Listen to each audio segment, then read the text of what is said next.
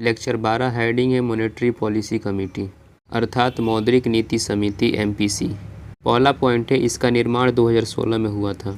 Next point है इसकी सिफारिश उर्जित R पटेल द्वारा की गई थी। नेक्स्ट पॉइंट है यह RBI अधिनियम 1934 के खंड 45 ZB के अंतर्गत शामिल किया गया है। नेक्स्ट पॉइंट है इस समिति में 6 सदस्य होते हैं जो इस प्रकार हैं। बीच में सदस्य है और इसके 2 भागों में बांटा गया है, एक बाह्य सदस्य और एक आंतरिक सदस्य। आंतरिक सदस्य में RBI डैश पहला अध्यक्ष डैश पदेन गवर्नर, दूसरा MPC प्रभारी डैश RBI के 4 डिप्यूटी गवर्नर में से एक डैश पूनम गुप्ता वर्तमान में, तीसरा है एक RBI के अधिकारी डैश राजीव रंजन वर्तमान में। बाह्य सदस्य में सरकार आता है, इसके अंतर्गत पहला राम सिंह, दूसरा नागेश कुमार, तीसरा सौगाता भट्टाचार्य।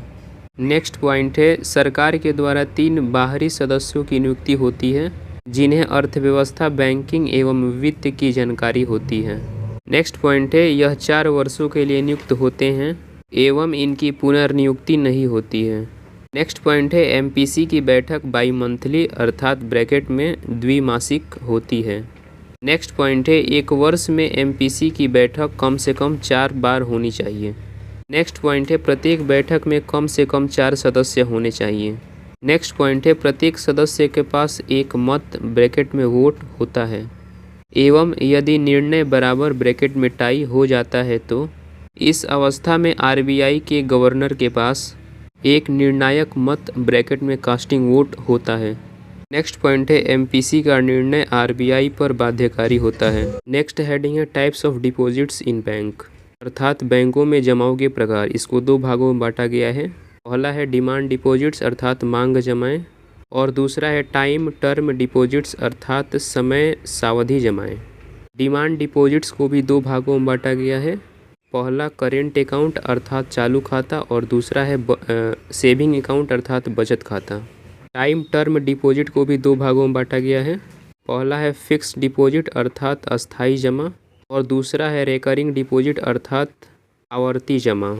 FD मिनिमम 7 डेज के लिए जमा किया जा सकता है और मैक्सिमम 10 ईयर्स के लिए, और RD मिनिमम 6 मंथ और मैक्सिमम 10 ईयर्स। नेक्स्ट हेडिंग है NDTL अर्थात net demand and time deposit. शुद्ध या निवल मांग और समय देयता। Demand liabilities is equal to saving account current account. Time liabilities is equal to FD and RD। Next point है NDTL is equal to demand liabilities मांग देयता प्लस टाइम लाइबिलिटीज अर्थात समय देयता plus other demand and time liabilities. इसके अंतर्गत ब्याज देना होता है minus deposits in other banks अर्थात अन्य बैंकों में जमाएं। नेक्स्ट पॉइंट है NDTL बैंक हर 14 दिन पर आकलन करती है और हर फ्राइडे को।